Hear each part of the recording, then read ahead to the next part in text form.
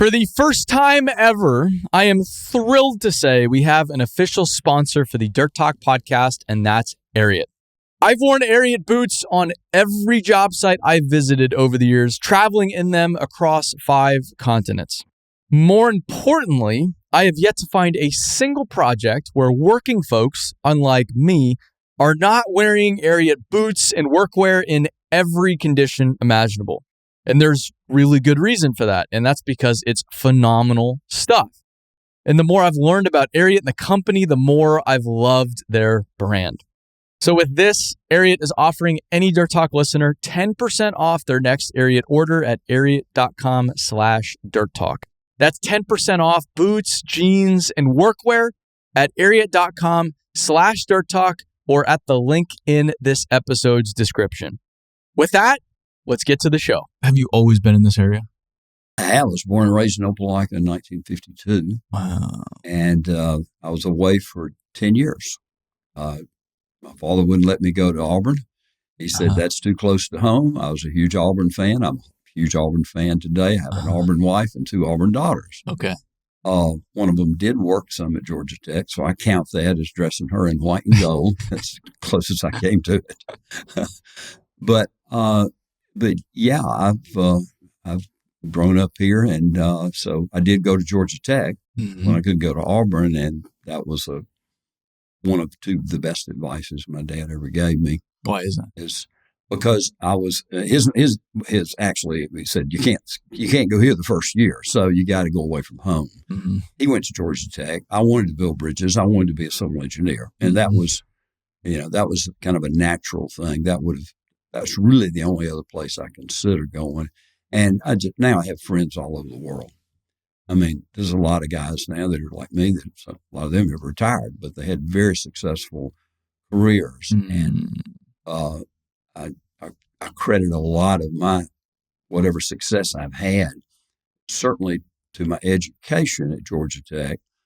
But I don't know about all the professions, but I know at least in our industry, yes, I needed that civil engineering degree, but maybe the majority of my success is due to my experience in the field. Working every summer. My dad did not believe in going to Cancun. You worked on spring break. You worked on Christmas break. Sure. You went to a bridge, and I wanted to. I loved it. So you grew up around bridge building. That's right. When did the company start? The company started in 1933. 4 brothers, born in between the world wars. Yes, right in between. They were all born in Conyers or Covington, Georgia, just east of Atlanta, 15, 20 miles. And the oldest brother, Fred Scott, married the Rose Queen of Thomasville, Georgia. Thomasville, Georgia is, and may still be known as the rose capital of the world. And it was also that southwest Georgia area was a lot of plantations there. A lot of people from the north would come down there in the winter, as they did to Augusta. A lot of northerners, as we call them, would come down to the Augusta area. Beautiful homes, and that's where they would winter before they go back up north. Okay. So really beautiful areas. They started the company there in 1933, and so we're into it 92 years. I'm 3rd generation. My daughters and Bill's sons are the 4th generation, and the 5th generation is here. Not quite ready to go to work, but Sure. they're older every day. Being groomed for the bridge life, if that's what they want to do. Yeah, it was 3 of our 4 brothers, my 3 siblings. 2 of them joined me in the family business. Okay. And the other one, who we lovingly called the black sheep of the family, got into real estate and did better than all of us. Yeah, I believe it. And lives in Birmingham. Okay. So, we were never forced to do any of this. What about it drew you to it? I don't know that I ever really thought about doing anything else, because my granddad it was probably very intentional on his part. But the impact on me was, I looked for it as a child, and I really enjoyed. when I was real little, we'd get in the car and he'd always ride me down to the railroad track, a little dead end, and we'd park there and we'd watch the trains go by. There's nothing cooler. Yeah. It's so cool. And I was fascinated by that as a child. And then as I got a little older, I really looked forward to the summers. And when I say older, I mean like 10, 11, I think might have been my first trip.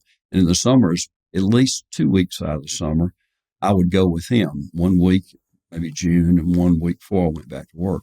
I went back to school, and we would, he always left because back then they didn't have this is in the 60, 61, 62, didn't have all the communications now. So living in Opelika with work all around the Southeast, he would leave either Sunday night or Monday morning, hit the road and come back on Friday evening. Mm-hmm. That was a normal work week. Mm-hmm. And so in the summers I got to go with him, and we enjoyed just great. I just remember having great times together every day.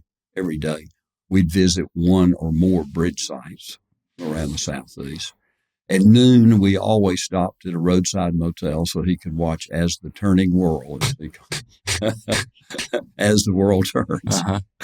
That was a generational thing there. That generation and my parents' generation, that watching As the World Turns was like everything stops. What is that? It's one of the soap operas. Oh, yeah, it was one of the long time running soap operas. Really? It's no longer running now. Yeah. Okay, I haven't even heard. Yeah, of it. no, I know your generation wouldn't, but that was and mine didn't either really, because we kind of moved past that. But I grew up around that, so but he had to watch that. That was the thing. And then we were back in the car, and but the best part of the day, especially when I was younger, was he knew every fishing hole in the Southeast. Nice.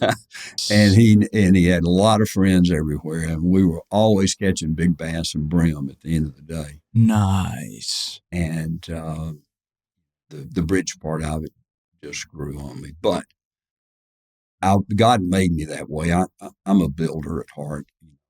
I love seeing a problem. I love figuring out how to fix it or how to build it.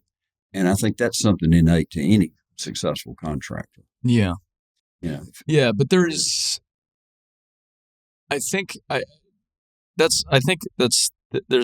something innate in most of them. There's certain people I've met that really are, this is what they're built for. They just live and breathe whatever they do, whether it's concrete, it's dirt, it's steel, it's building bridges. And that, to me, when I see those people doing what they're doing, is the coolest thing in the world. I love it so much when I see that. Like Reed Contracting, Mike Reed up the road in Alabama, in Huntsville. That was another guy. It was just like, I have no doubt this is exactly what this guy was supposed to do. There's just no question. He's just cut from that cloth. And it's so much fun to see those people in action building stuff. I love it. Yeah. It's an adrenaline rush. It really is. Yeah. That's what you're kind of made for. And you've had the opportunity to get an education. Mm-hmm. Hopefully you took advantage of it. But when we're hiring, I've always been more interested in younger, whether right out of college or maybe a few years out. I've always been more interested in their, I wasn't looking for the straight A's, the geniuses, the 4.4s and all that. Yeah. That's great. I was a lot more interested in what they did with their spare time, mm-hmm. What their activities were, what their hobbies were. And yeah, they had to be a decent student. They had to get a civil engineering degree. But, what did they really enjoy doing? Because that drives the passion. Yeah. And if you don't love this, and I tell our folks all the time, especially people who we're interviewing and when they come to work for us, my goal is to help you find your career path. You think it's here. Mm-hmm. You think it's this type of work. I think it's my responsibility to help you in every way to see if this is it. Sure. But if it's not, I want to help you find what is. Yeah, because it's in their interest and your interest. Well, it is. Yeah. But especially for them, there's no greater joy than in loving what you do. Sure. It's just, it's not work. I think it's no longer work. Like civil engineering, the degree's hard enough. So anybody that finishes it, like, to me, I learned pretty early on, like, oh, I don't really need to worry about my GPA here. I just need to finish. Yeah. And the only reason I worried about my GPA was to keep scholarships. But that was it. Like, as long as I keep my scholarships, I'm like, I don't think anybody's looking at this thing. Yeah. And I could not wait to get out of classes so that I could get back into the field. All I wanted to do was get back out and just be around people building stuff. And so school, to me, was necessary. I had to do it, or at least I felt I had to do it. I don't think I had to do it. And it did teach me some things, but yeah, I just looked forward to the day I could get back out into the field and work on the railroad or do blasting or go lay pipe or whatever I was doing at the time. It was so much fun. And I hadn't done it until I was 18. I had never worked a day in my life until 18 years old. Because I just didn't grow up in that environment. I didn't grow up in a place where people worked, which is most of America nowadays. And so I legally couldn't get a working man's job, quote unquote, until I was 18. That's right. I couldn't come to work for the bridge company until I was 18. Yeah. But you were still around, kind of working. Oh, no, definitely working. Yeah. No. One summer, Daddy had us, there were me and my next youngest brother, who's just 13 months younger. We were, looked like, I think it was the summer of the 9th grade. And he kind of just made up something so we'd have something to do. Yeah. He put us with a gentleman who had a mule and a wagon. And all we did all summer was pick up field stones out from under a power line clearing. So my daddy could plant something, I've forgotten what it was, brown top millet or something, so he could shoot doves on it in the fall. Sure.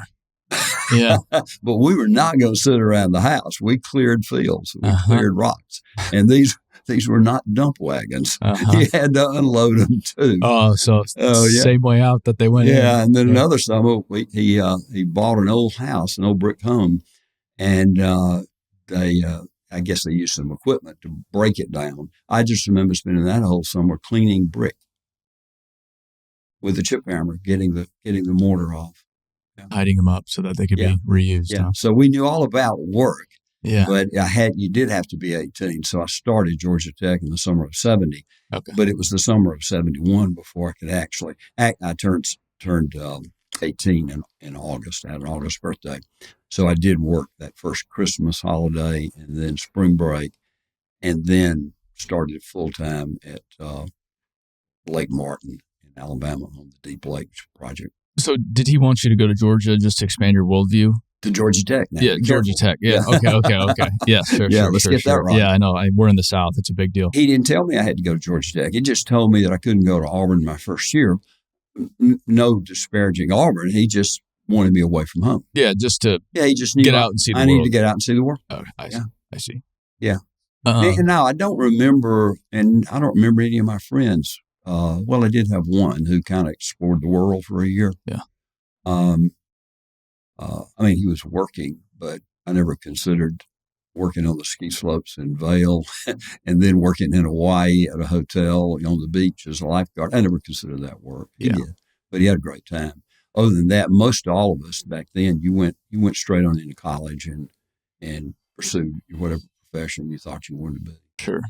Yeah. We, I stayed maybe 15 minutes from where I was from for school, but then I would work away from home. Where was that? Phoenix, Arizona. I went to Arizona State. Oh, Arizona State. Yeah, okay. Yeah. So it's right pretty close to like downtown Phoenix, Scottsdale. But then I worked away in the summers away from home, which was, I would say, very character building. I didn't necessarily enjoy it, but it was really good for me to get away for a little bit. And then when I graduated college, that was my big thing, was like, I need to get away for a little bit. Yeah. And now I go back to Phoenix. I went back to Phoenix, then moved to Nashville. I go back to Phoenix this time of year. I'm like, what have I done? Why did I leave this place? This is just too good. 70 and sunny every single day. This is crazy. The first bridge project you worked on, Right. you said it was a deep water project. That's right. What was that project like? So the company, in the summer, I believe it was the summer of 70, or maybe in the winter, it was in 70, they won the contract for it's commonly known as the Kalijah Bridge. It's Highway 63, that crosses Lake Martin, which is only about 30, 40 minutes from here.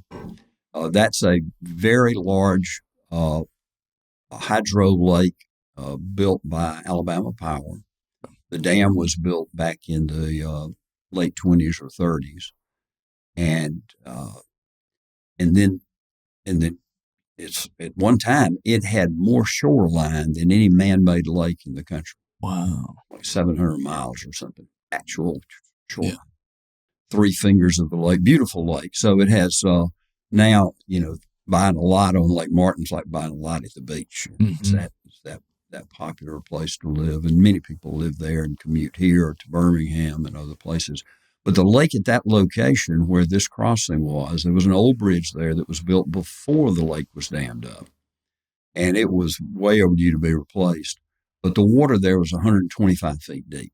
Mm-hmm. Now, back in those days, in 1970, a lot of them were still done with caissons and some of the old types of construction. Uh-huh. But our company had already done quite a bit we'd done a number of river bridges. We knew all about cofferdams, Mm-hmm. steel sheet piling cofferdams, and go way back. And it was overlapped raw 3x12s, sheets, and those sheets would overlap. So Mm-hmm. the vertical sides of the cofferdam were not 18-inch long or 24-inch long PC 27s or those type of steel sheeting, the Z shape, we call them Z Yep. sheets. Yeah. It was wood, but by the time I came along, they'd been using cofferdams, but nothing that deep. My granddad had hired an incredible engineer who went on to be president of the company, Jerry Swarthout. And I credit my grandfather because he was getting older, and this was 1963, I believe, 64. And Jerry, out of Georgia Tech, he had actually worked for the company right out of school, then worked for the Georgia Highway Department. Mm-hmm. Jerry, then in 63, my granddad just was a real visionary, and he cared deeply about his grandsons. At that time, he had 3. Then Bill came along. But he restructured the company and he wanted us to all have some shares of stock. But he did that just in case when we got older and got out of school, or as we were growing up, just in case we wanted to follow in his footsteps. Mm-hmm. There was never any pressure. Sure. Albeit he did take me around during the summers. Yeah. That's why I say I think there was some intent to that. There was some ulterior motive. Uh-huh. But I'm so thankful he did. And so that's kind of how that got started. Mm. And I was when I got out of school, when I got out of high school, I went straight to Georgia Tech. I had to work I had to go to school the first year because I wasn't 18. Mm-hmm. But in those early months, and then in the summer of 71, that's when I started full-time at Lake Martin. Mm-hmm. So these cofferdams, there were 11 of them, and they were in 125 feet of water. So as I've said many times, when I say my father started me at the bottom up, he really did. Because my first day of work was on the bottom of a pumped-out cofferdam on top of the seal concrete. Uh-huh. That's what enables you to pump it out.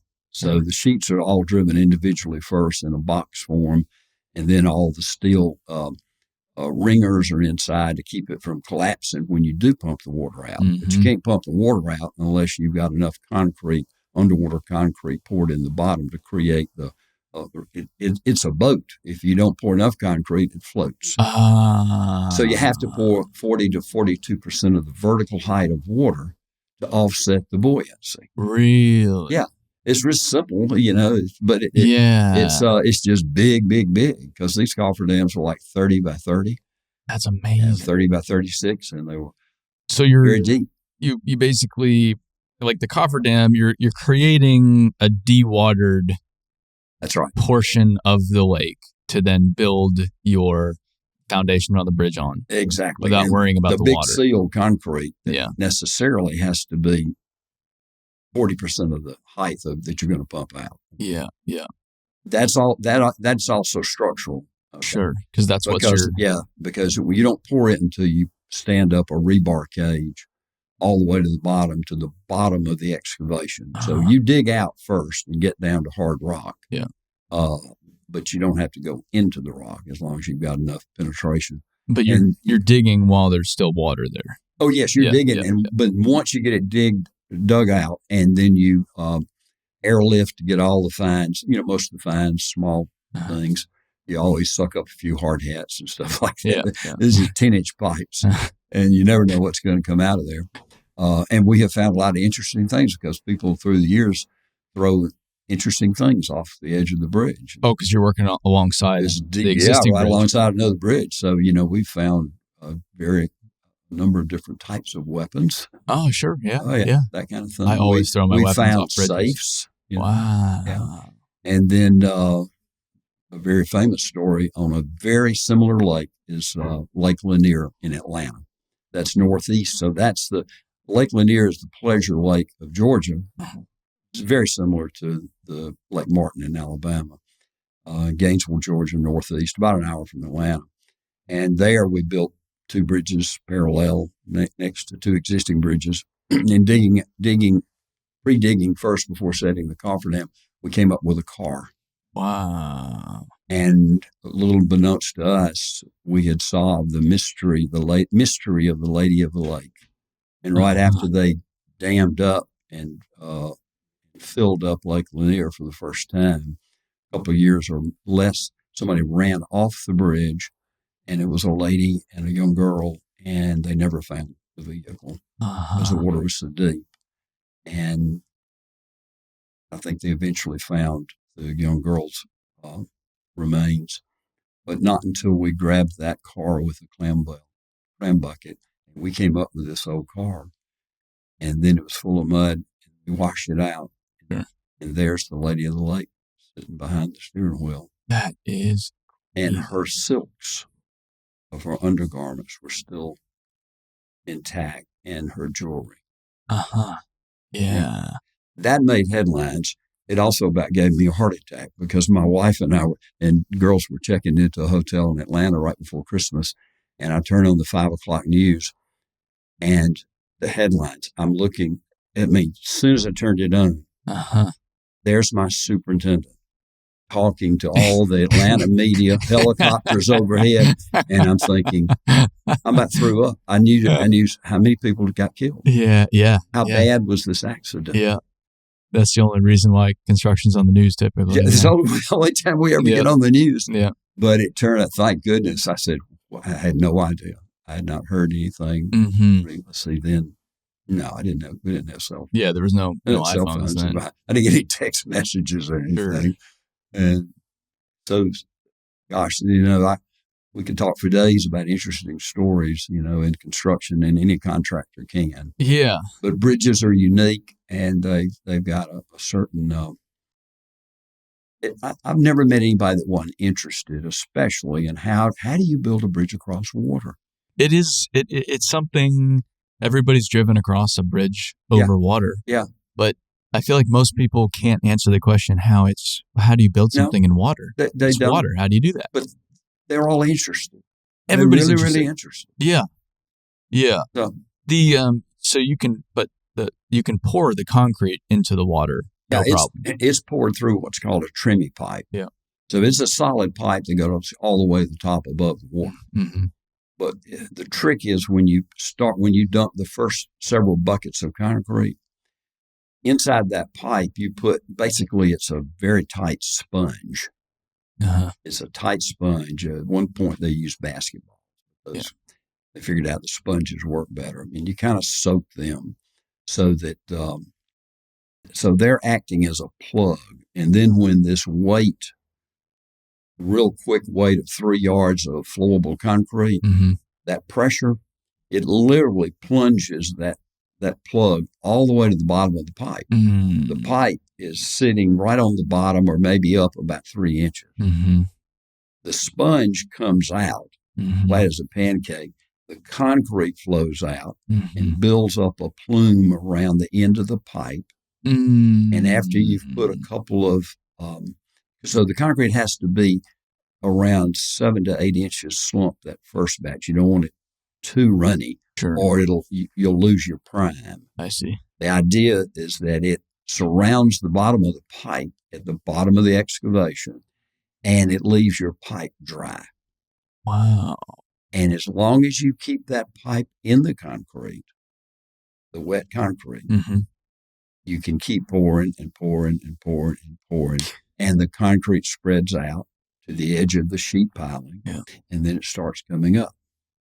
And so when the pipe is a real deep one, like 50, 60 feet, like those were, if the pipe is, usually you don't leave it too deep in the concrete, like maybe 5 to 10 feet, and then you raise it up, but not out of the concrete. Yeah. Or you'd have to start over. Because you don't want voids. No, that would create voids. That's right. And you don't, if you've got, we're constantly checking these pipes with just a cloth tape and a weight on the end to make sure the pipe's dry. I see. There's always a little sludge right on top, but you can feel it when a steel plate, 4x4, a half inch, you can feel it when it hits the water. It immediately becomes lighter.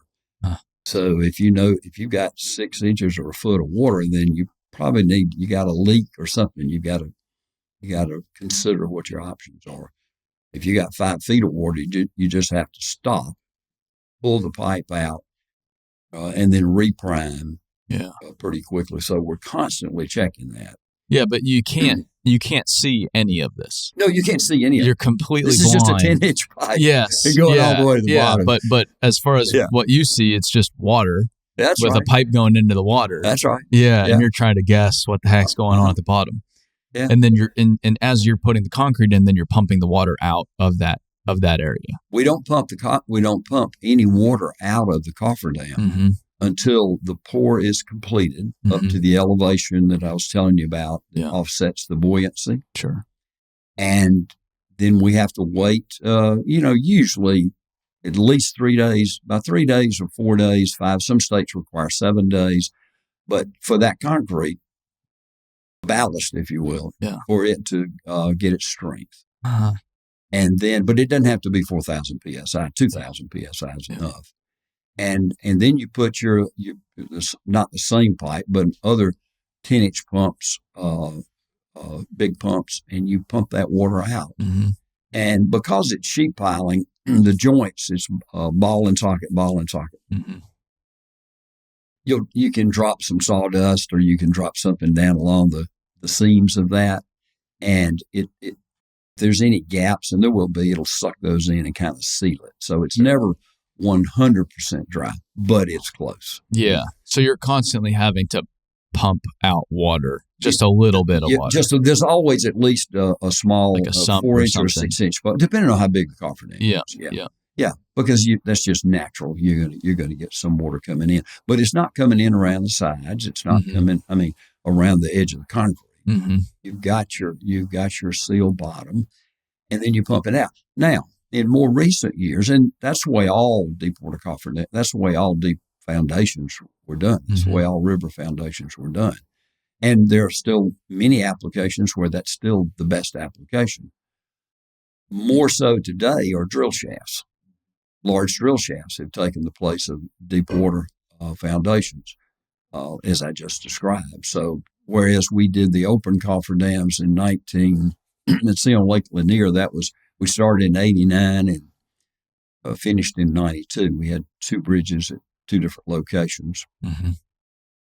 Fast forward to 2010 or so, around 2010, 11, we're on more lakes up there, and we're on lakes over in north of Augusta, Georgia, and certainly on the Tennessee River.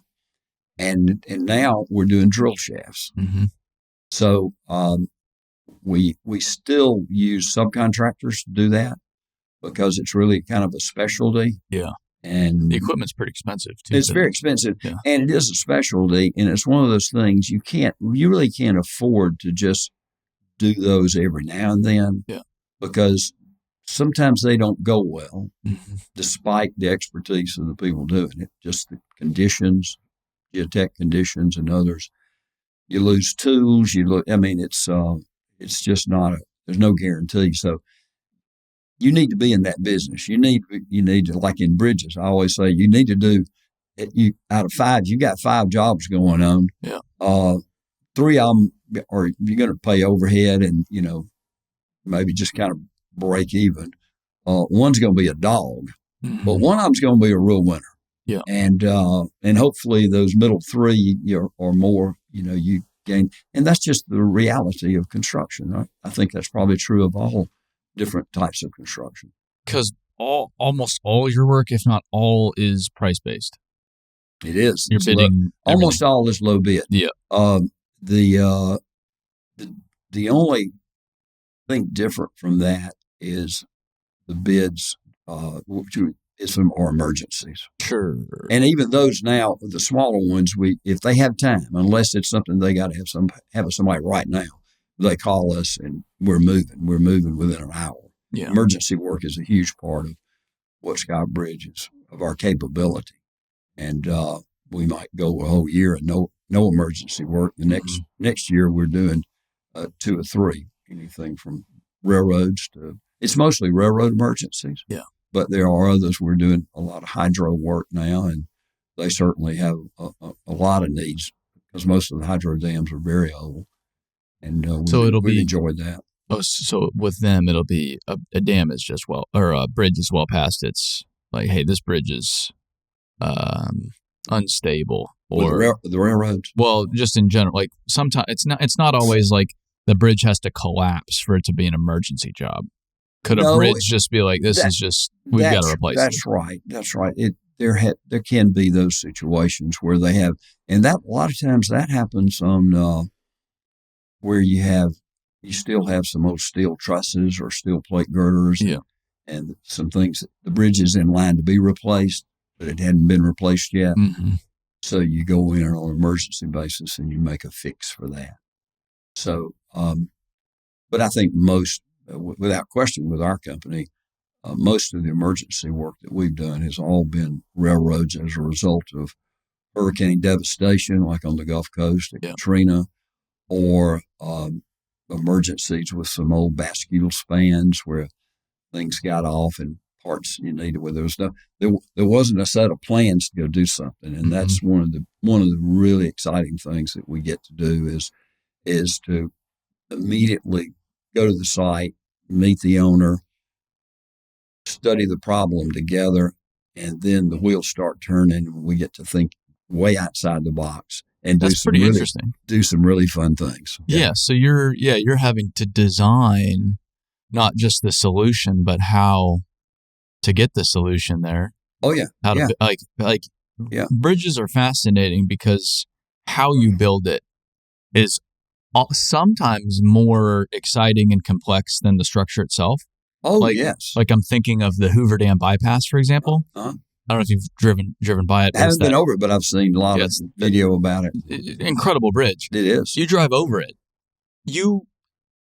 There's nothing exciting about it. Yeah. You don't even know where you are. If I didn't tell you anything about it, you would have no idea the Hoover Dam's right below you. You'd have no idea you're like 600 feet off the Colorado River because the barriers are so high. It's just concrete and there's nothing over you, just concrete.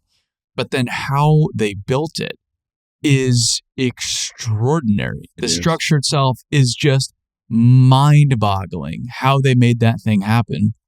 And so I think that's in part the fascination with bridges is just like, how did they get this here? How did they do this? And I hadn't even thought, like, when something takes out a bridge for a railroad, it's not like they're handing you the set of plans. Here, go build this. You've got to figure it out. Yeah, that's right. That's right. And many times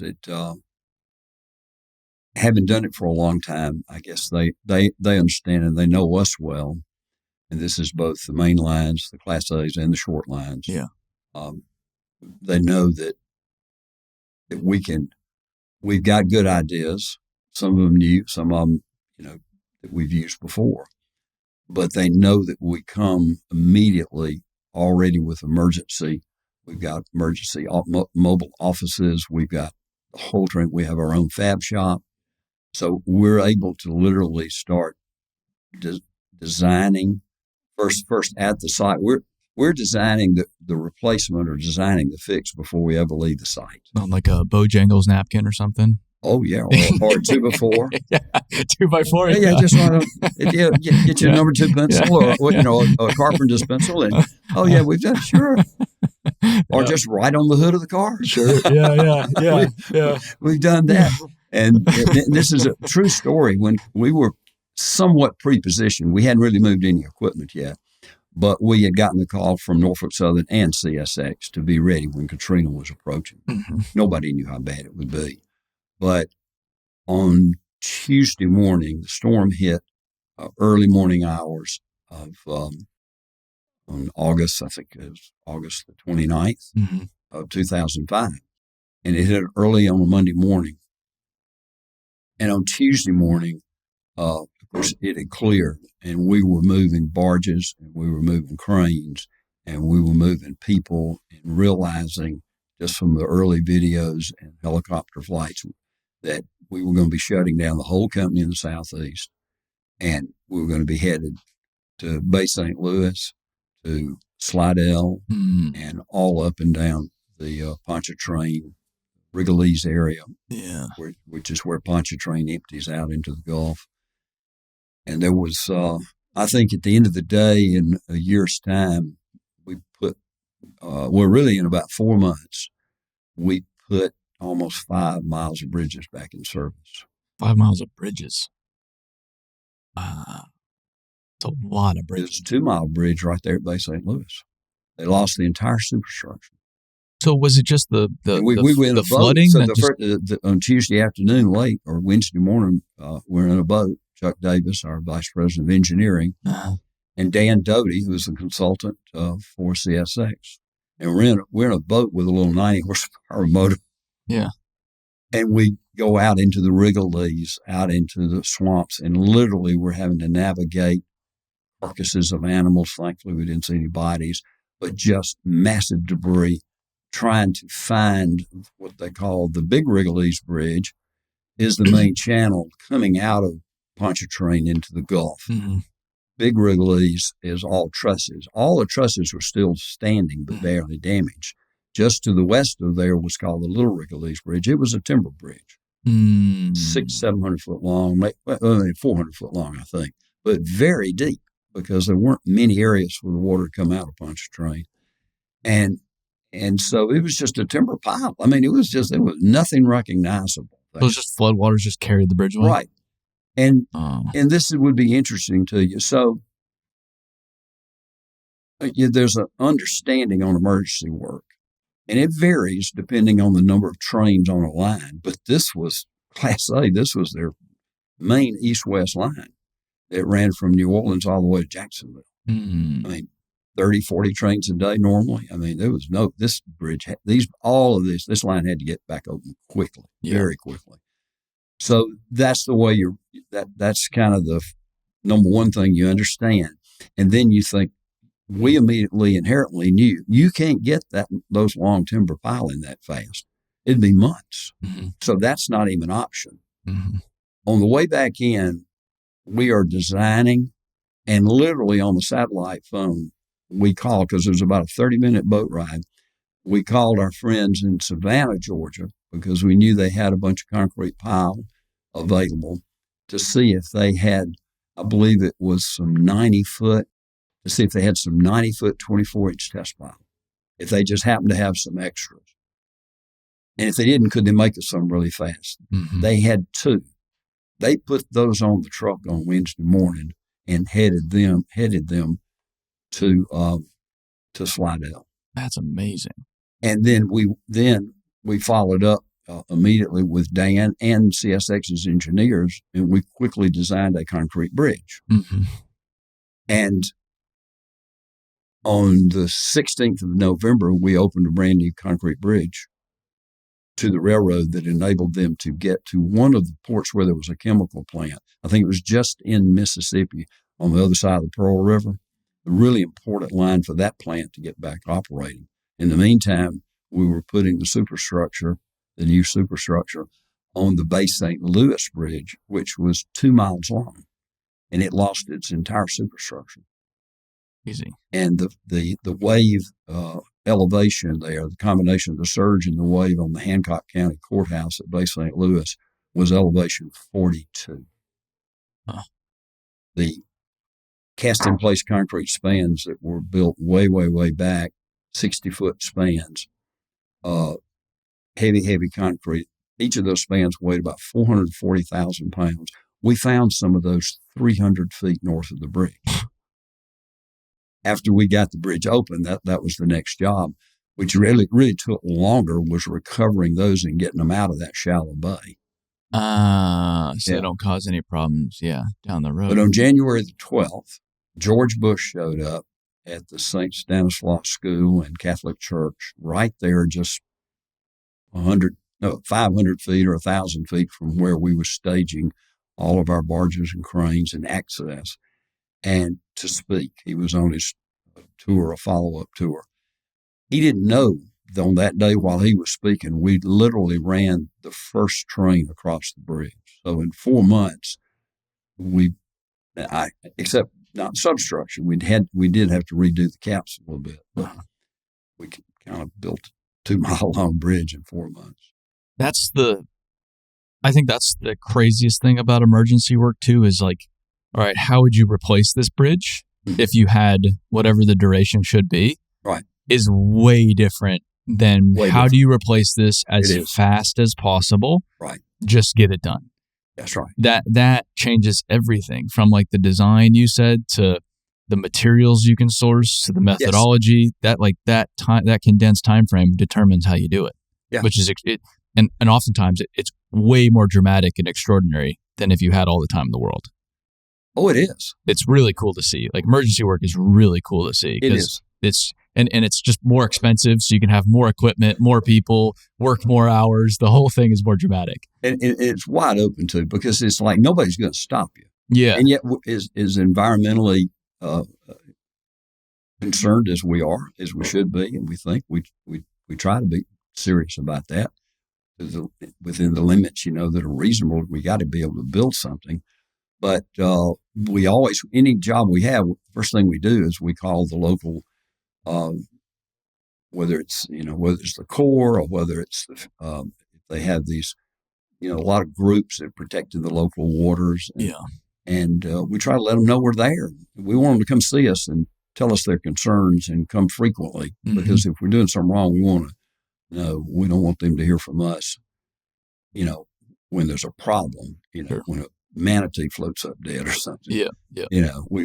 We want them to know and be partners with us in the process. So emergencies, we let the Corps know we were there. But we said at Bay St. Louis, now we're fixing to push a dirt ramp out into the middle of this disaster. I think it was going to be about 600 feet just to get in where we get to deep enough water. Yeah. And we're going to use some silt fence. We're going to do the best we can, but we don't have a choice. Are you okay? Come look at it, but we don't really have a choice. Well, they understand that. Mm-hmm. So in an emergency, there are a lot of things you set aside. When it's all over and done, there are a lot of people that ask a lot of questions, especially insurance companies. Sure. One of the funny things that happened was that we were called into the CSX headquarters in Jacksonville, up on the 11th or 20th floor. It's the biggest conference room I've ever seen in my life. Uh-huh. And the engineers that believed in us and we didn't let them down. They kind of pushed me through the door to explain to all the suits why it cost this much. Yeah. And the one particular thing I'll never forget, one of the young insurance guys, I think he felt like he had a gotcha. And it was on that little Wrigley's Bridge, I tell you, that was just a timber pile. And we went back immediately with concrete. I think the cost of that replacement was, I don't remember exactly, but $7 or $8 million or something like that. If you'd had all the time in the world and you'd ordered timber, you could have replaced it for a half or maybe a third of that. Mm. And he just wanted to know why in the world we would do that, and why should they pay that extra money? I said, well, you didn't have to. I said, but if you chosen not to, then aside from the capital losses, the operational losses that you also insure would have been far, far exceeded that, because that rail line would not have been open for about another 6 months. Sure. So that's why these decisions you make have everything to do with the traffic flow, the needs of the owner, and those always vary depending on the nature of the emergency. So, that's kind of exciting. That's super exciting. Yeah. It's interesting you talk about some of the environmental stuff, the emergency work, because I feel like, and I could be completely wrong about this, but I feel like there was a big project that just got a wrench thrown in it, big emergency replacement project in either Tennessee, I think it was Tennessee, Eastern Tennessee, after Helene, for the railroad, because of environmental. Really? Yeah. Maybe not. Now, we bid on one. Things are changing a little bit. When they have a little more time, in this line, there is a Norfolk Southern line up there. It only had like one train, maybe 3 times a week. Mm-hmm. So that's what sure. It's a lot of difference between that and a train that has 30, 40 trains a day.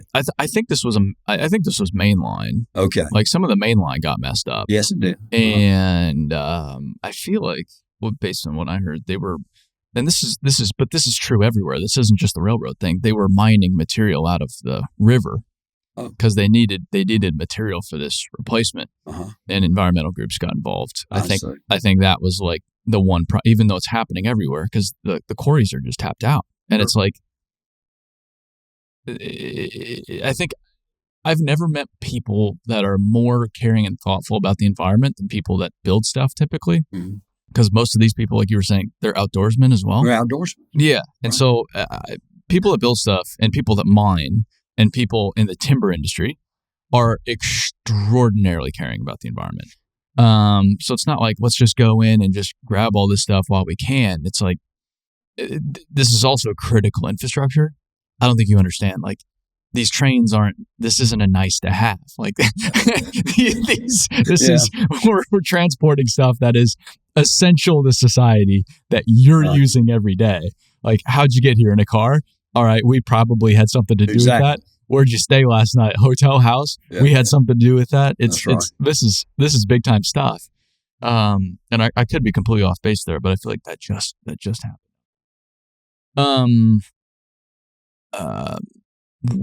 Do you have a project you're most fond of? Gosh, I honestly can say no, because there's so many remarkable things that we were blessed to be able to be involved in. Yeah. I mean, we really have done a lot of really interesting things. It's been a fascinating career, and I think anybody here would tell you that. So jobs, like the replacing the big turn span in Mobile, mm-hmm. or CSX Railroad, that was a bid job, and it was one of the projects funded by the Coast Guard. Mm-hmm. So, but it was a long, long time in coming, but it freed up. It changed the navigational channel from really 105, 110 feet on one side of a turn span to an open 375-foot opening. Is that right? At least a clear 300-foot span. Yeah. So the Coast Guard wanted to. Yeah, it was. Did they want to use it, or did they? Well, that's what the act is called, the Truman-Hobbs Act. Yeah. And Truman-Hobbs funds a lot of navigational replacement projects in the country. Okay. Among other things, probably, but it was Truman-Hobbs, and it was the last bridge over the Tennessee Tom Bigby waterway. Mm-hmm. And at that point, it's become the Mobile River. Yeah. But, of course, it goes all the way up and ties in with Tennessee. And tremendous amount of navigation. I know after the 3-day outage, when we opened it up again to navigational traffic, we opened the railroad portion up, after about 24 hours, 36. And then we opened up the rest of it 72 hours. That was, trying to remember, I think there were about 40 tows upstream and downstream in total, waiting. They were backed up. Wow. Just in 3 days, waiting to traverse that area. See, it's very valuable. Well, that's a lot of pressure too, because you're getting pressure from both directions, from the water traffic and the railroad. Yeah. They both want it. Huh. Yeah. So that was an interesting project. But then you can go way back. Those are bridges I was speaking of earlier across Lake Lanier. And then the bridge I started on, Deepwater Foundations at Kalijah Bridge in Alabama, Lake Martin.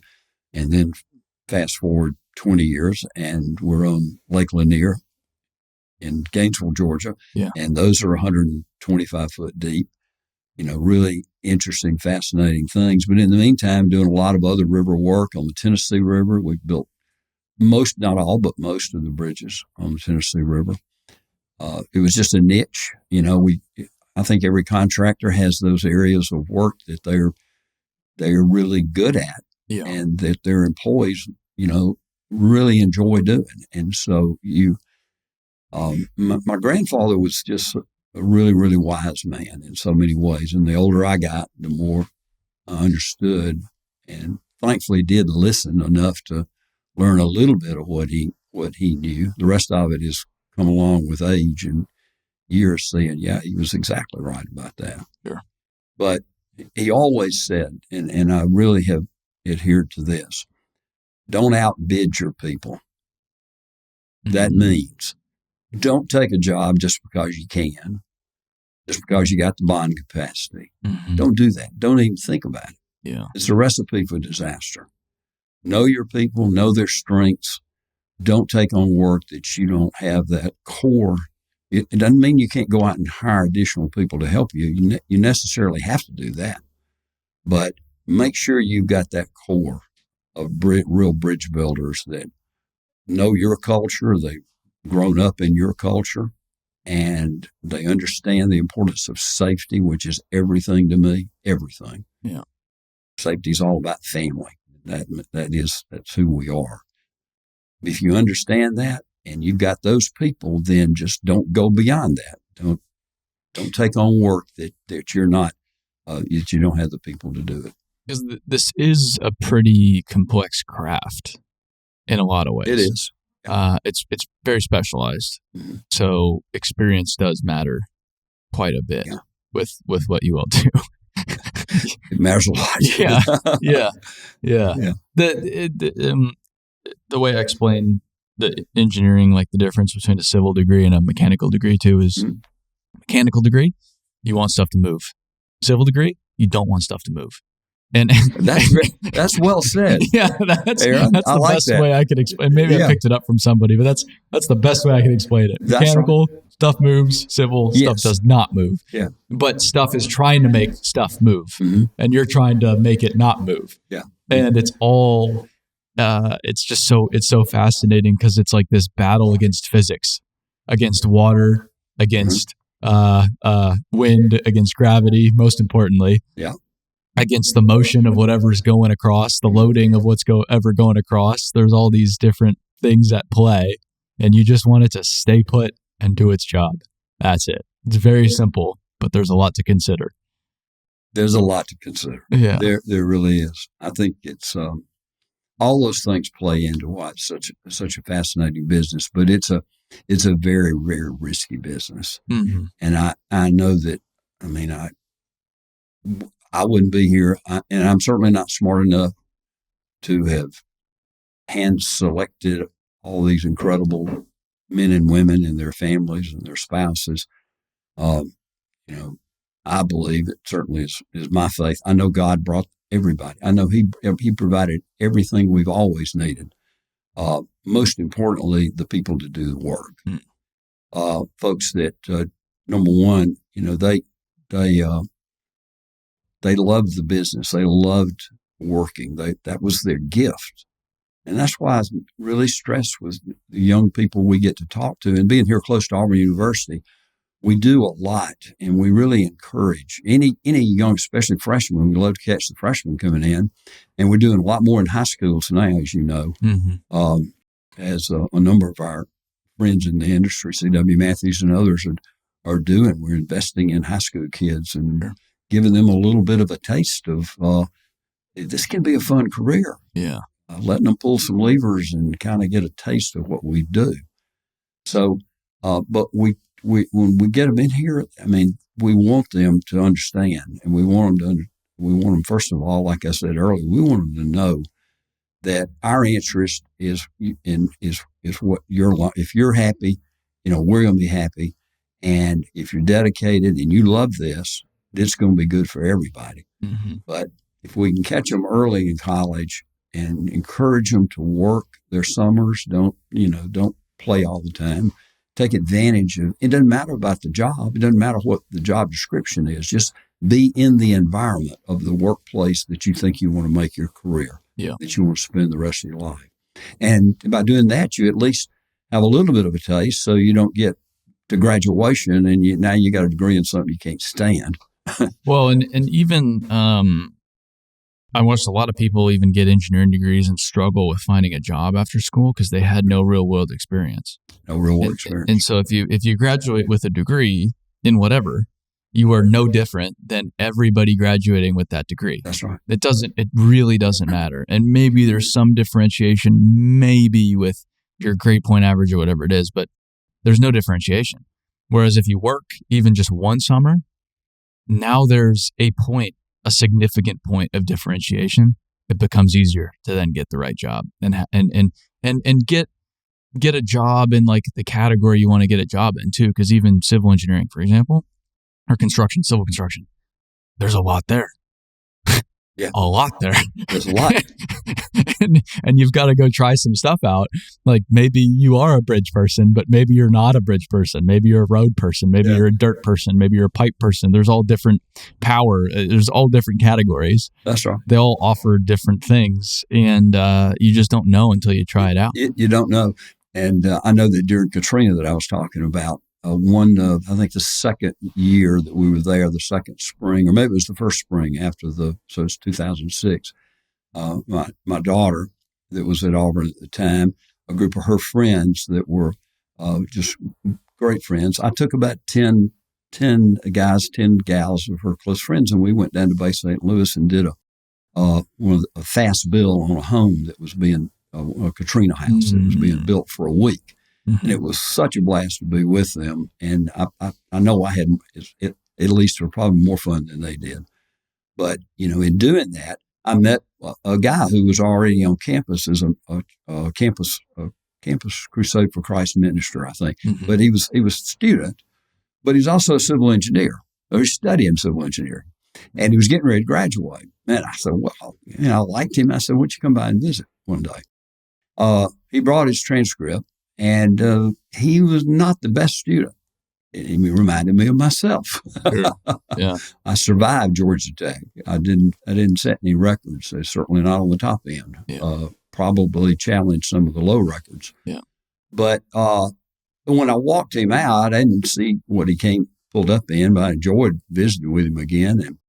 And I'm a hands-on guy. I didn't really fully appreciate it till I walked him out, saw his truck. He had tool chests, not just across the back, tool chests all the way down the sides, loaded down. His resume included he was a certified diter, he was a certified welder. He had all these other activities that he hadn't wasted his life. Mm-hmm. He was very hands-on. There's the guy right there. That's kind of a no-brainer hire. Mm-hmm. And he did come to work for us for a good while. Mm-hmm. So, I really encourage young people, take the opportunity to really explore the field that you're looking to make a lifetime out of as a professional. Yeah. Bridges are not necessarily getting younger. No. No bridge is getting younger. Every bridge is getting older. And there's a lot of bridges. And there's like the U.S. Bridge Report, U.S. Society of Civil Engineers or whatever, American Society of Civil. I don't know who does it, but talking about how bridges are only getting older, and we're going to have to replace all of these at some point. All of them will have to get replaced unless they're not used anymore. It seems like a lot of what you all do is replacement work. This isn't new stuff. Like, we need a new bridge here. Most of it is replacing what's already existing in some fashion. I think that's certainly true. I think it is true. In the 60s and 70s and 80s, it was new locations. The interstate system was going in, 50s, 60s, 70s, new routes. The larger metropolitan areas were certainly growing, so you had interstate loops around the cities. You had an awful lot of new location. But as all of that, those early bridges that were built in the 40s, even 30s, 40s, 50s, particularly 60s, now those are needing to be replaced. Yeah. And not all of them because they're structurally unsafe. They're just functionally obsolete. Mm-hmm. They can't handle the traffic. The lanes are not wide enough. Yeah. And you still have, especially up north, I don't spend a lot of time there, but Pittsburgh and so many cities that have rivers and all, there's still these really very old truss bridges. These overhead through truss bridges are in terrible shape. New York, I mean, those are major bridges that have already outlived their life expectancy by decades probably. And those are not cheap to replace. No. They are not cheap. No, it'll be, I'm actually kind of curious to see how all that works out, because there is so much to replace, it seems like, on the rail side and just automotive, interstate, et cetera. And I feel like people forget how much rail there still is in America. Yeah. We're a big place. We've got to move stuff from A to Z. A lot of it goes by rail, especially anything heavy. It's by river's the cheapest way to do it. Rail's second cheapest, then truck. But truck is a lot more expensive. So if you can put it on rail, it's a lot cheaper. There's rail bridges all over the place, and some of them are 100+ years old, which is amazing. And the same is true for hydro dams, the cheapest form of electricity. Alabama has a lot of them, Georgia, many other states. And these hydro dams, almost all of them were built 100 years ago. So we're doing, in the last 10 years, a lot of our in-house engineering capability that we have has been, well utilized, doing work for Alabama Power, Georgia Power, Southern Company, Gulf Power, Power South, great company here in Alabama and Florida. And we're able to come in and help them, but we're taking out gates, we're taking out things, and some of them down in the bottom of the dam that have not been seen in 100 years. Wow. Pieces and parts, and we're pulling them out and taking them into our shop, rebuilding them, and in some cases totally replacing them. And this is very much, it's almost like a daily, kind of an emergency in a way, because you don't know what you got until you pull it out, look at it, and then you have a plan, but many times those plans, change quickly. So the ability we've always had to respond quickly has really benefited us in our relationship with the power companies on these hydro dams. And it's been very exciting work here over the last 10, 15 years.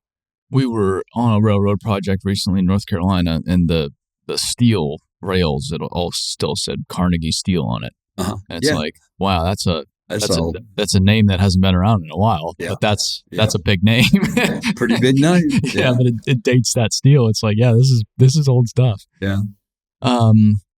Is there along your way, is there a project that has not necessarily stumped you, but was more difficult than what originally met the eye?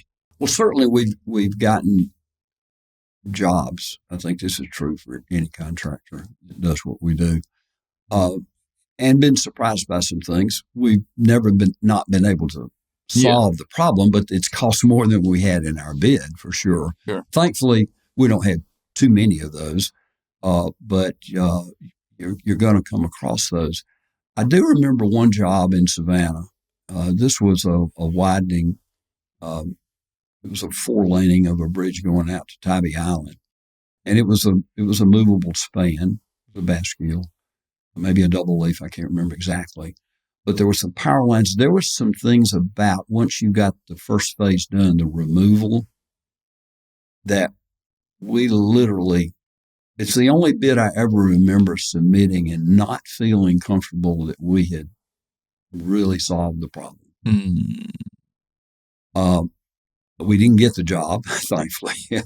we put money in there for something we really didn't understand, but that one has always stuck with me.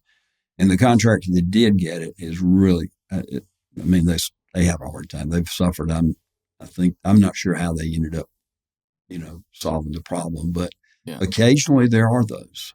And, but usually you're able to figure something out. And that's the fun part. And when you turn the bid in, you may find out there was a better way. Somebody else had a better idea. We've had those too. Mm-hmm. And I applaud those contractors for coming up with those ideas. So we're not alone in, having some interesting ways of going about things, but I'm really proud of the reputation of what our employees have built here. Well, you play in an interesting market too, because you'll compete with small local contractors, and then you'll probably at points compete with some of the biggest contractors in America. We do. And so very, very, very few companies are bidding in both of those realms and everywhere in between, but it's really specialized. Do. Yeah. We really do. Now I call them hub jobs around the Southeast, it might be the Mobile area. We've been in and out of the Savannah area for years. Same thing with Augusta, in and out of there a number of times. Yeah. Florida, and when we're there, we got a pretty decent field office set up and quite a number of employees. I'll call them little satellite jobs that'll come up in the middle of a 3-year project. Yeah. And those are just nice little add-ons. I'm not sure that they've ever been really profitable. Occasionally they are. The ones that are is because we have a workforce that is significant in a given area around the Southeast. If there is an emergency, a railroad bridge, dam, or something, we have crews and people relatively close by that can respond very quickly, not just out of Opelika. Yeah, I see. So that's just the way our business has played out with the specialty type of work that we do.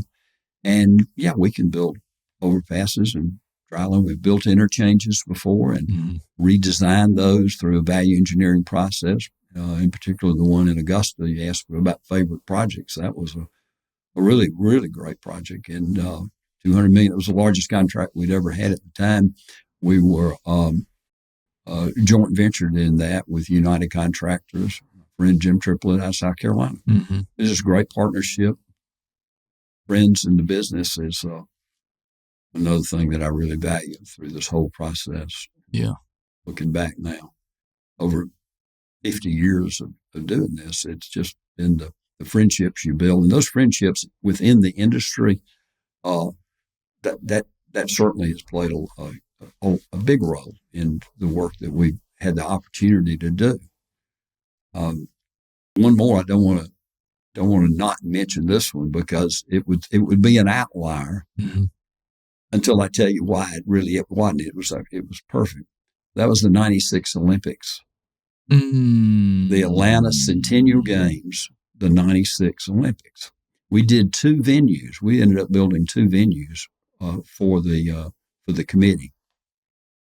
And the first one, they really both started in end of 94. We were bidding.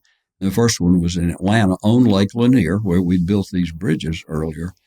And that's where the rowing venue was held. All the not the yachting, but the rowing venue. Yeah. So everything from the sculls, the long sculls, and all that competition. So you had to have a long, straight, fairly calm waters, and that was a perfect location for it. But environmentalists wouldn't let them cut down any trees to build grandstands, on the banks of the river. Yeah. So we literally ended up, they took bids, and they didn't like the bids because it was all prefab stuff that was highly over-designed. And so we said, well, let us take a shot at designing something for him. Uh-huh. So we literally, with some knowledge of the lake, we designed a 5-acre platform, temporary platform out in Lake Lanier. We decked it with steel pipe pile, 24-inch.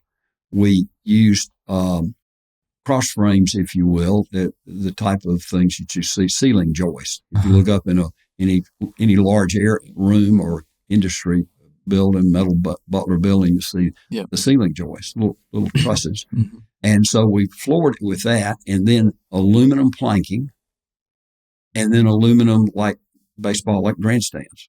And we put aluminum grandstands on. All of that was reusable, replaceable, and we returned it. So it was temporary. Yeah. And they gave us the job, and all of that took about 4 months to sell them on that. And then I got a call. Hey, we also have we got a venue down in Savannah, out in the Wassaw Sound, right off of the Atlantic Ocean. It's the yachting venue. I said, okay, what's that? Mm-hmm. Well, it was a marina they wanted to build. They called it the Day Marina, but it was also 5 acres, but it's about 10 miles from the mouth into Savannah. So the daily, during competition, that wouldn't work for the sailors and all the competitors. So we said, okay, tell me what you need. And over a weekend on a piece of 8.5 by 11, 14 paper, just drew an E on. We ended up over a year's time collected and rented 26 crane barges. Uh-huh. And we put extra long steel pipes in the spud pockets on all 4 corners. We painted them white. We put international flags on top. We carpeted the top of the old steel barges with some cheap gray carpet I bought at Walmart or Lowe's or something like that. And then there was a long barge kind of on the long part of the E, if you look down on it. And that's where all the trailers, the competition trailers, the food trailers and bathrooms and everything was. Wow. All this is temporary. Yeah. Just created on a dining room table. Uh-huh. And it's no different than a high school homecoming float, just simple solutions to big problems that were just a blast. I remember the King of Spain showed up and he was like, didn't want to leave. They couldn't get rid of him. It was like, this is an amazing thing. Australia is where it was the next year, and the Australians wanted us to come to Australia. I said, no, thank you. Yeah. I don't have any interest in that. Yeah, it's a little further away. So a lot of fun projects. Did they give you tickets at least? Well, we had access, and no, they didn't give me any tickets. Come to think of it, yeah, that sounds about right. No, they didn't give me any tickets. I think about that. I need to call Bob. Yeah. Well, I think the Olympics is coming back to the States here. I hope it does. It's coming to Los Angeles. I think it's coming to Los Angeles. We'll see how that goes. Yeah. I think I have my questions like most people do, but it's coming. Interesting. You didn't see much of our yachting venue because they sold the rights to New Zealand. Yachting is like the number one sport in New Zealand. Yeah. And so they actually had all the TV rights. So you really didn't see very much of it on television. You saw a lot of the rowing venue. I see. But when I tell people years after, they say, well, I don't remember seeing any of that. No, you didn't really see much of it. But it was very exciting. Very big deal for Savannah. Very extremely well done. And of course, the only disappointing thing, obviously, was the bomber in Centennial Park, and that was a bummer on probably one of the most successful Olympic Games they'd ever had. Mm-hmm. Yeah, I wasn't born. When was it? 96. 96. Okay, so I was born. I was born in 95. No, Savannah, one of my favorite places in the United States. Beautiful. It's just beautiful. I love it. And it is a weird place. It is just a weird city. There's just so much. It's just especially on St. Patrick's Day. Yeah. I avoid St. Patrick's Day. I've heard enough. It's just very eclectic. It is. All but the squares, the yeah, but even like the people there, because you have you have SCAD, which is a very eclectic crowd. That's right. Yeah. You have the United States military and the Rangers. Yep. Which is eclectic in a different way. Very much. You have the tourism, bringing just random people in from all over it's such an interesting mix of individual, and then the ghosts, of course. Oh yes, yeah, the ghosts. And we've just spent the last 3 years there again in the Savannah area. I know, port expansion, and a river crossing. I was trying to come out and see it. Was a lot of that was, and we still got about another 8 or 9 months on the Brampton Road connector, because the Georgia port's the fastest growing port facility in the world as far as containers. Yep. It's like it'll be up to 10,000 containers a day coming and going in. Easy. So it's tractor trailers, trailer. And it's just, this is a better access route into the port, into and out of, because you got a lot of railroad tracks too. Mm-hmm. So that's been a tough and a fascinating project. Yeah. Hats off to the people that designed it. It's figuring it out. Even just in the South too, it's all so old. Mm-hmm. You're just dealing with right of ways and that's right. designs from a long time ago that don't make any sense now, but are there before you're there. Right. And you've just got to deal with it. You're talking about how they do a lot of stuff in the water now. Drilled shafts. Mm-hmm. Do they do that from a barge? Yes. So they'll have a barge. So they'll have a machine out from on a barge. Or a work bridge. And sometimes if it's not a real wide crossing, obviously you might be better in the depth of the water. Might suggest that a work doing it off of a work dock, like a temporary bridge. A temporary work bridge, temporary work dock, okay. Temporary work bridge so that go out drive pile or 300 or 400 feet, but then you do the same thing sitting on it. You do the same thing as if your drill shaft machine was sitting on a barge. Yeah. But the drilled shaft, you're installing that foundation, but it's just a much smaller footprint than what you explained before. Yeah, a drill shaft is really one very large pile. Yeah. A very large pile. Yeah.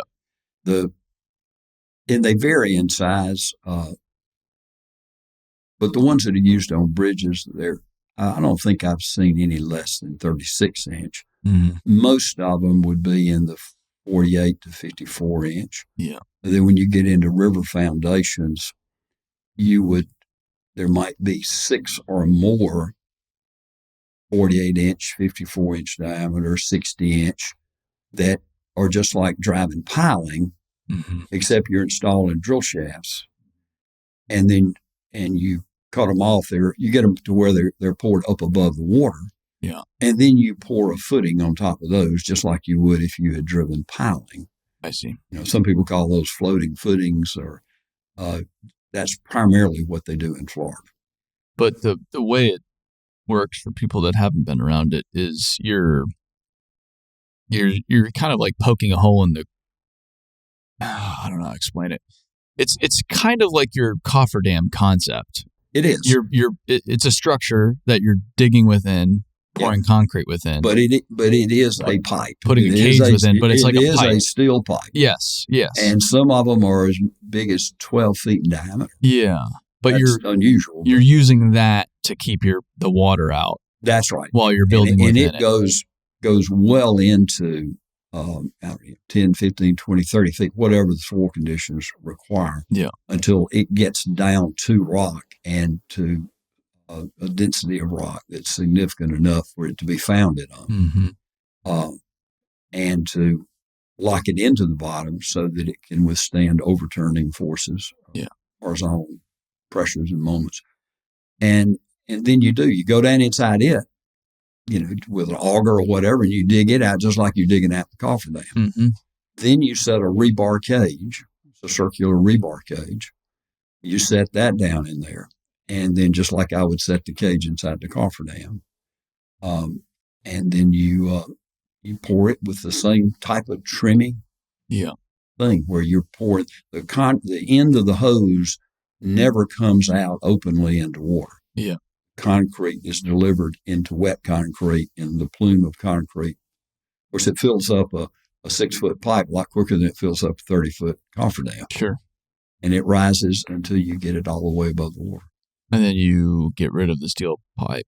Well, they used to remove the steel pipes. More times than not now, those stay in place. Is that right? Yeah, they stay in place. Okay. Yeah, it's cheaper. I see. Yeah, I guess that makes sense. Okay. So, and you listen, you didn't just slide them off. Sure. Unless you had put some kind of expensive liner on the inside. Yeah. And then you could. Most of them had to be cut off or I see. some fashion. So it really was just cheaper. To your concrete and cage, that's the structural component. Yes, that's right. But the steel. And this is structural concrete you're pouring. Yep. It's a higher strength concrete than, say, the seal concrete that you pour. Yeah. A little bit higher. What is the job coming up on the Gulf Coast? The real big one. The big one is finally the replacement of the I-10 tunnels going under the Mobile River in downtown Mobile. So finally, Mobile will get a second cable stay bridge, but it will be actually carrying I-10. There is a cable stay bridge that was built 25 years ago or more called the Cochran Bridge, but it's just north of town, and it was built to accommodate truck traffic and other types of hazardous type tractors and trailers that they didn't want going through the tunnel. Yep. And it went up north. That's just north of I-10, maybe 3 miles, the most 2 miles, and it crosses and then it goes over and ties in with I-165, which is just a spur that comes right along the river down into downtown Mobile. Yeah. But this will be it's over 2,000 foot center span. I've forgotten exactly. It'll be a single diamond. The main towers. The towers will be well back from the river because the river at that point, at the most, is 1,000 foot wide. So the towers are both on land. Yes. And it's cable stayed. It's cable stay bridge across. That's right. And it's a progressive design build project that the team of Kiewit, Massman, and Traylor, KMT. Okay.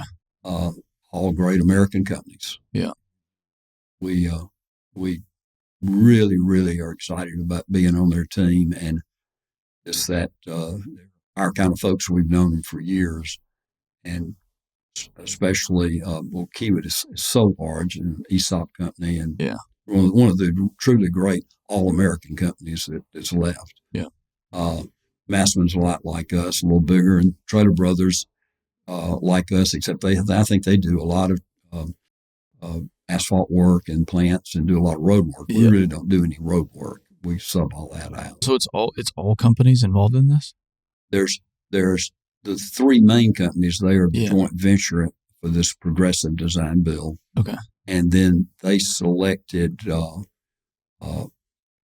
other contractors, subcontractors, a lot of local contractors, including us here in Alabama, as kind of like dedicated subs. Or we still just like they do, we had to submit a price. Yeah. That's kind of the beauty of the progressive design build. You do get to design along with the DOT. Mm-hmm. And I do love the concept, because to me it's like going an emergency job. You know, everybody's got the same purpose. You're on the same team. Mm-hmm. You're designing together. Yeah. This is what this is. Although the state is heavily dependent upon the contractor that they selected. They went through a selection process, but there's no price component to it. But then they have to price the work. But then they do. After agreeing on the plans, it gets to a certain stage, whether it's 50% or 30%. Yeah. And there is a not to exceed price. They have a name for that. I've forgotten the initials, but that's been getting exceeded like GMP every or single something. Time. Yeah. Gross max price or something like that. GMP. GMP. Yeah. Okay. I remember that. Yeah. Very good. Yeah. Yeah. And so that becomes the target, with certain flexibilities. And then you're continuing with the design. But at the end of the day, when it's at least maybe it's 90% complete, maybe it's 100. This is what protects the taxpayer. They have to present a price. Alabama DOT has a price. Mm-hmm. Now they've hired an independent. They have have their own price. They've hired an independent consultant to price it as well. And then there's a negotiation. Sure. There's a negotiation. The incentive to the contractor is you have to be negotiable, right? Yeah. And maybe your price comes right in and everybody's happy, but you got to be negotiable, because if the state has the option to say, we tried, we couldn't agree, but we now own the plans and we're going to put it out to bid. Yeah. You would have the right to bid on it. The owner would. I mean, the contractor would. Mm-hmm. But so would everybody else. Mm-hmm. Well, obviously, you've worked all that time together. Neither side wants to, change horses in the middle of the stream. Yeah. But it protects the taxpayer in that you're not going to have, just because they were selected, it doesn't mean they can double the price. Sure. I love it. And I actually think, although it's mostly used for large projects, I've seen some applications and very difficult railroad jobs. We did one down for the Brightline Railroad, 2 Basque bridges, and one in Stewart, Florida. Florida, on the Atlantic. One in Stewart, Florida, and one in Jupiter, Florida. Jupiter was almost a complete rebuild, but it started out just being a superstructure replacement. But the foundation that Henry Flagler built was just in really bad shape, and we ended up doing a design. So in a lot of ways on that project, it was kind of like a progressive design build, even though we had to bid it. We couldn't, Scott Bridge nor Brightline could have built that without our partnership. It was very, very rewarding professionally and successful as a the goal is to make a profit. So, we made a profit, but the professional part of it is what was so exciting to me. The progressive design build concept is quite interesting. And for people that haven't been too familiar with this, they essentially, state says, hey, we've got to replace this tunnel. We're going to look at some options. Is it a new tunnel? Is it a bridge? How do we do this? Okay, it's a bridge. Okay, what kind of bridge? Probably cable stay. They have a rough idea of what they need. That's right. And why they need it. But it's not, here's your bridge plans. Nope. This is what we need priced. Traditionally, it's, hey, we're going to design this together. So you're working with the state, the engineering firm, and then the contractor. They're all working together in theory to create the best product possible, which theoretically gets the taxpayer the best value. That's right. It gets the contractor a good outcome, a good project that's not easy to build, but efficient to build because they helped design it to build it. Correct. And everybody walks away happy. That's 2 thumbs up. Yeah. It's quite interesting. It's very interesting, particularly if you're like us and a lot of contractors. We've got our own in-house engineering team. Yeah. We have explored a lot of options on a lot of different things, and as far as creativity, it's just wide open to that. But now, so is design build. Design build's been around a long time. Yeah. But and there you get to explore and utilize the things that you do best into the design, and then you submit your price. You've been selected. You're probably one of 3 or 4 contractors if you get that far. Sure. And then, but it's still a competitive bid.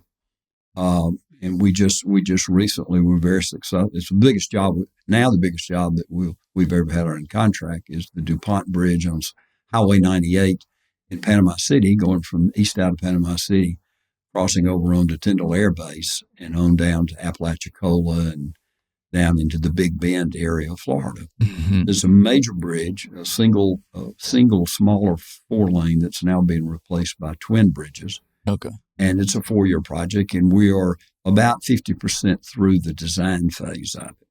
I got you. But it is a design bill as opposed to a progressive design bill. But it didn't need that one really didn't need to be progressive design bill. It fit design bill perfectly. Mm-hmm. Some of these others, as you described, there's no certainty on what type of bridge, what's the best. Maybe they decide they want a bridge.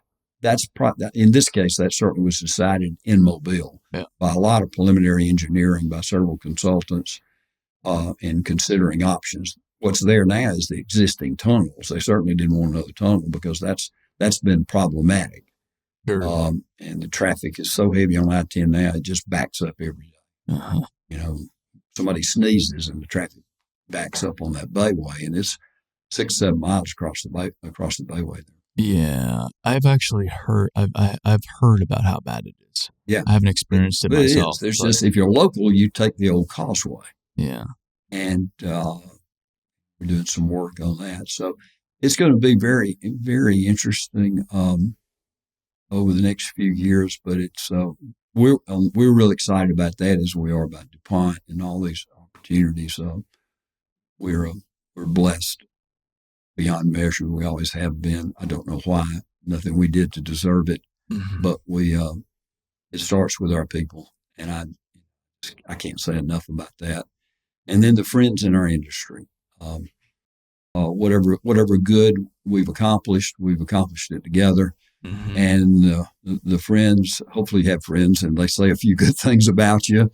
And when somebody asks, well, have you heard of this company? We think about maybe talking to them about helping us with our problem. And then your reputation's everything. Mm-hmm. It starts with safety. Sure. It's always been important to us. We feel like we were doing safety when safety wasn't cool back in the late 60s, early 70s. We were probably one of the first contractors our size to hire our own person who was safety. That was his number one job, was safety. And that was Jack Swarthout, Jerry's son. And that was in 1970, 71. Really? Mm-hmm. That is way back. And Jack is retired now, but he and I were kind of the same age and partners for many, many years. And he lives in the area doing well. But we've been those kind of things that we've gotten to do, and the people that have enabled us to be able to do it and build that reputation, but understanding every day that safety is at the heart of it for us. And if we know every day when we get up, all of our superintendents know this, hopefully all of our employees know that we can lose 92 years of a good reputation in about 5 minutes. Sure. Or less if we do something stupid. Yeah. So it is a particularly risky business, but with risk comes huge rewards. And I'm not talking about financial. I'm talking about the incredible opportunities that you get to do, and this all goes together. How do you keep track of so many people spread out so much? Do you just live in the car? I used to. Yeah, how many miles have you driven? Some of the younger folks do that now. Yeah, you asked me how many miles on my truck. I was never really excited about having an airplane. Mm-hmm. And I kind of resisted that for a long time. Yeah. Chuck Davis, our vice president of engineering, he's got just an incredible reputation, incredible construction / engineer, but he's always been an avid pilot. So for probably a decade, every month I'd get a copy of a King Air magazine on my desk. He'd show me the latest, and he'd have little thumb tabs, for me to be sure to look at. Yeah. Well, but I finally realized one day I was driving to Savannah, and I'd done this many times and come back in the same day. But that particular year, and I think it was 2008, 2009, it just wasn't quite as easy. A little arthritis, a little other things. And I said, it ain't as easy as it used to be. I used to drive to Charleston and be home at night, tuck my girls in bed. Wow. The same day. That's 6 hours there, 6 hours back. Yeah. And I didn't spend very long on the job, but did what I had to do, came back. So I said, well, maybe that's a good idea. Find me almost like new airplane. And we got a Baron G58. Oh, those are great. Cockpit. Oh, fantastic. Yeah. Piston twin engine. Yeah. I don't like single engines. Yeah. About that doesn't click with me. Sure. I know they're fast, but anyway. So, and then 5 years or less, 13, I think about 5 years later, we had the same opportunity to get a 90 GTX King Air. Wow. And we still have that today. And we kept the Baron for a long time as a second airplane. And kind of wish we had it back now. But now it's with how do we do it now? Plenty of us still drive. It's just in the Southeast for the most part. But it's certainly, along with all of the IT advantages we have now, pictures, live video of a problem. We're looking at it downstairs in the war room, I call it, the bid room that you saw, and we're pulling it up. We're solving problems in a matter of an hour as opposed to 2 to 3 days. I see. And so it's like any industry, everything's changed. But the being able to get around, depending on the importance, it doesn't have to be a plane full. It may just be a foreman. It may just be a superintendent. Yeah. Or it may be something for one of our employees, and they just, a family matter. It's been a wonderful asset to have. Yeah, it's not like people, they hear plane, think it's a luxury. It's not really a luxury in this business. I know a lot of people with planes. And I mean, sometimes it can get pretty luxurious. Like there's some pretty big planes out there. It can be abused easily like anything. Yeah. But for us. But it's a tool. It's a tool. Yeah. For us, I think I can honestly say it's not a pleasure asset. Mm-hmm. There's a couple of times or 2 or 3, but it's not often when we, something, it just helps out. Yeah. Myself and my brother, his family, or one of our other employees, or maybe it's employee's mom who's got a serious medical issue and she's got to go somewhere.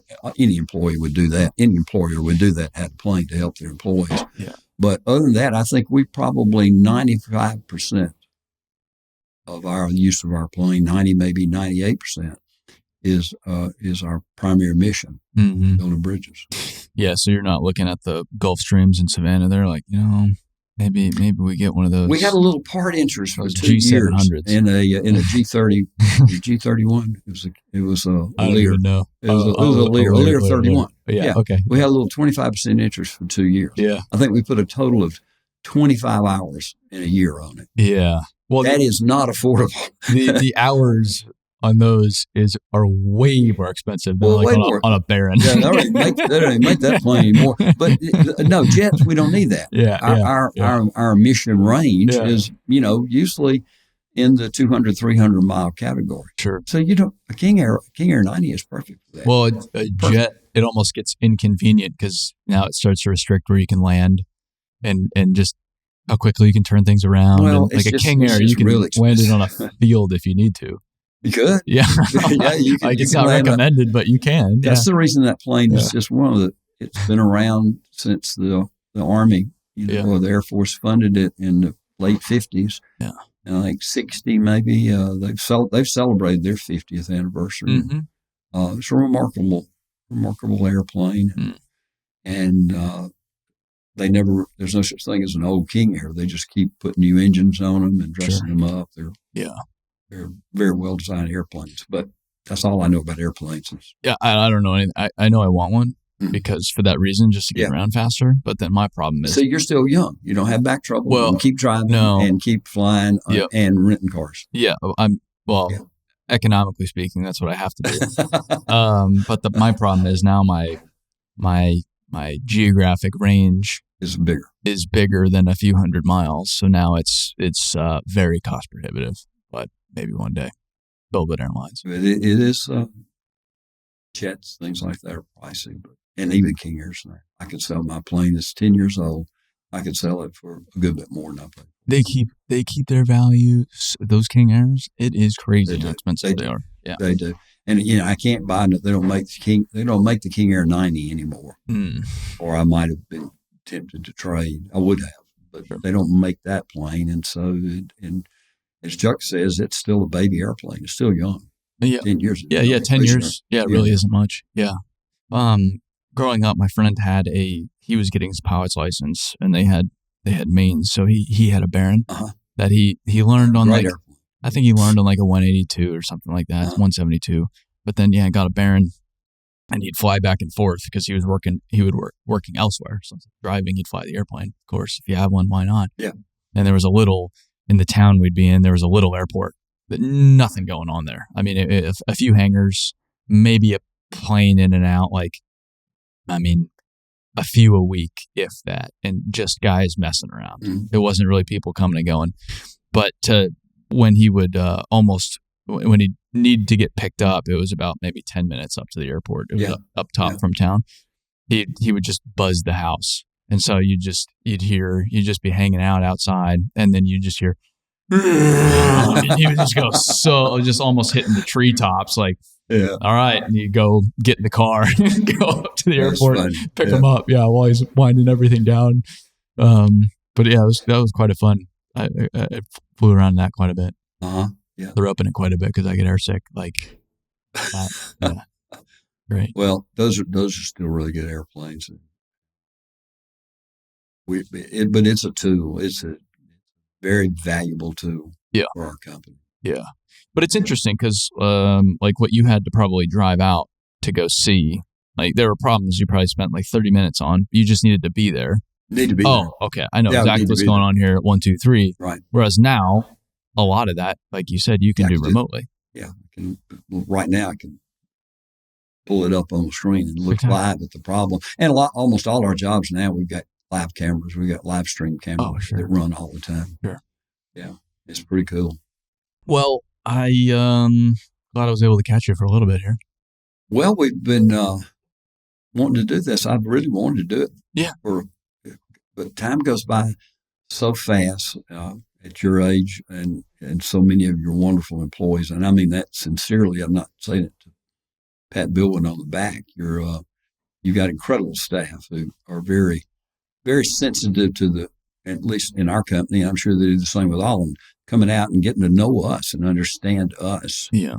And very respectful of our culture, and they get to know us. And then when you did our website, you did so many other things for us. It's just been a real great tool and great partnership.